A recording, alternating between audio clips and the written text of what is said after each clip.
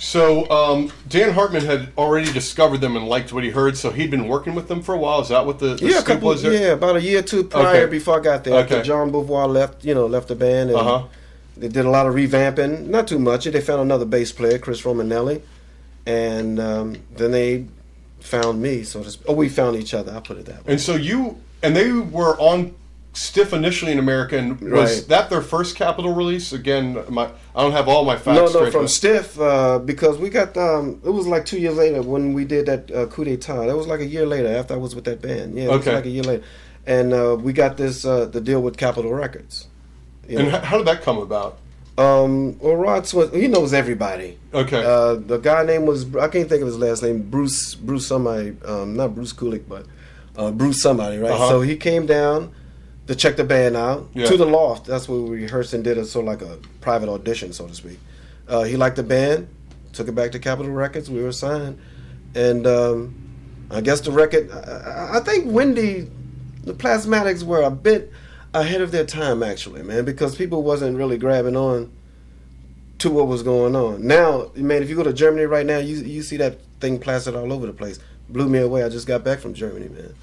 And I'm still signing the albums and everything, so it's a great big following there, man. What kind of what size gigs were you guys playing when you were in the band? And where were some big places for Plasmatics? Well, in 82, 83, we went on tour with Kiss. And so we did arenas, man. All throughout Texas and stuff. So we were on that tour, the Creatures of the Night tour. Gotcha. So we did that for about 3 months. Then they picked up on somebody else, and we went on about our way to record another album. After that, it was like Commander Chaos.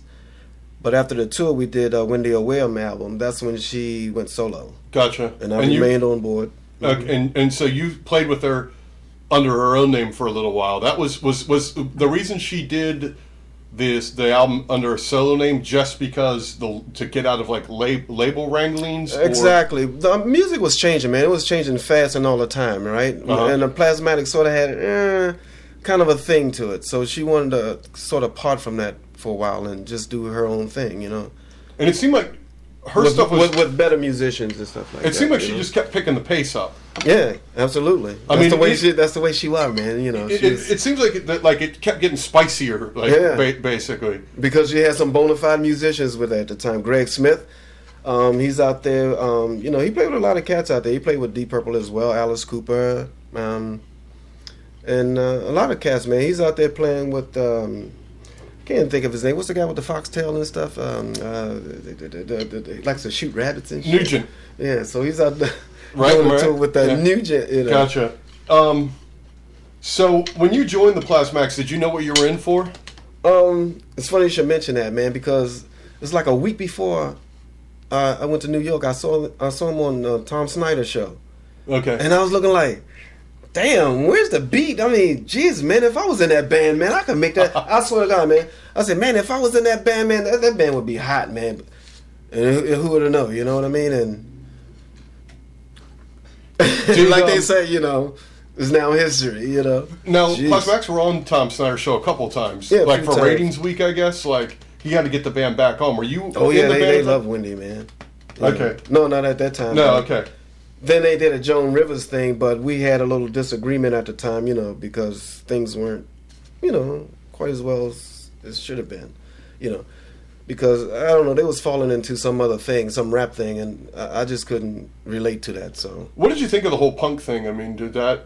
I never was into punk, to be honest with you, man. This punk thing, it went over my head. I'm not punk, you know what I mean? Yeah. As a matter of fact, that was my style of music, my style of playing. Nothing for Nothing was the one that changed that whole Plasmatic sound, man. That thing became heavy, do the math. We have a DVD out that was released last December, 10 years of revolutionary rock and roll, and it gives you the whole gamut of from 72 up until 87.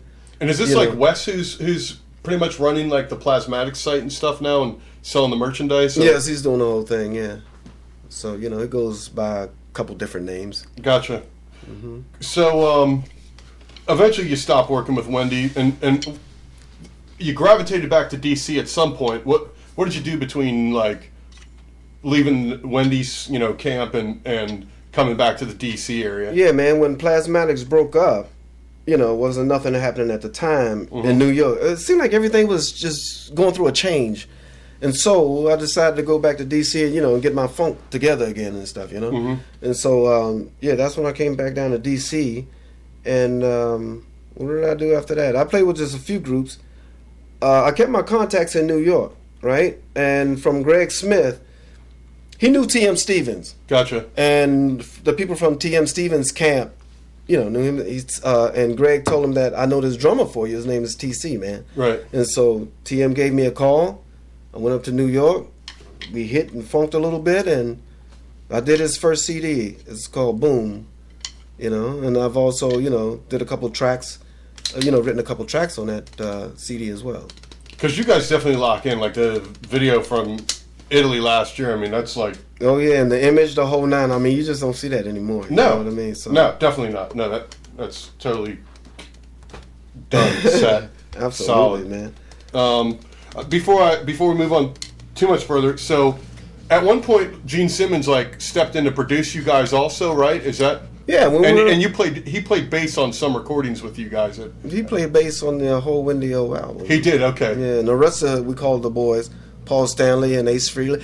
All of them wanted to put their fingers in that, man. Because they was digging what was going on at the time. So we really blew Gene away when we did a tour with him.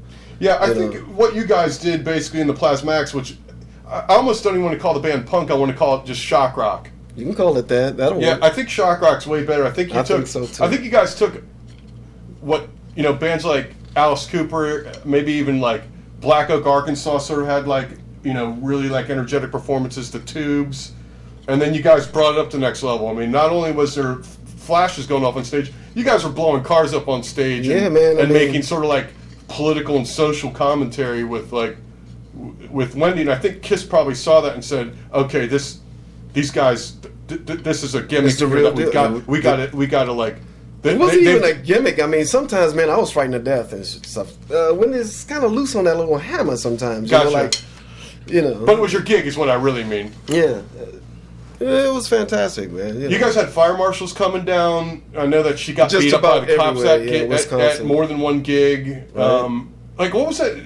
Like I said, before we go past the Plasmatics, what was that like? I mean, was it just did you have to be underground about it the whole time? I mean, other than showing up to the gigs? Wisconsin was so uptight, man. You know what I mean? At that time, that incident happened just before my time, right? But we played back in Wisconsin too. And we got our little briefings because sometimes I count our song off. I took it from Richie Stott's 1 2 1 2 fuck you, and then Yeah. That's when you might get rushed. Right. But I say hell with it. I'm gonna take a chance and shit. So I did it. See, I don't think nothing happened. Okay, it's cool. We're not getting our ass kicked tonight. All right. I mean, I remember being a kid and friends would play me some Plasmatics. Really, there was two bands I heard first when I heard what was being called the real punk, which it is Plasmatics and Dead Kennedys, and I really didn't latch onto either at the time. I mean, right, I was what I'm talking about, I was young and I was into Queen, but I like Devo, but it was the Plasmatics is well, these are blowing stuff up, so I liked that as a kid. That appealed to me. I was okay, I get it. They're blowing. I think the band had been on Fridays also. Oh yeah. The band hit me musically later. Now I can say I like Dead Kennedys and I like Plasmatics. Right, that's when you look back. And I just don't think America. I think it was about 3 years too early for America. Actually, that's what I was saying. I think it was a little ahead of our time, man. Yeah, I think it was just 3 years too early. Right, and then you look at these groups now, Guar and absolutely Slipknot. Come on, man. This is definitely one of the ingredients. Where this shit comes from, man. When they laid out this whole thing, man. That's why sometimes kind of disturbs me when they have on a VH1 or MTV shock groups, right. And you see Iggy Pop and all these cats and all these Sex Pistols and everybody, but I never see Wendy, man, and I thought she spearheaded that whole thing. That's just my opinion, man. Right.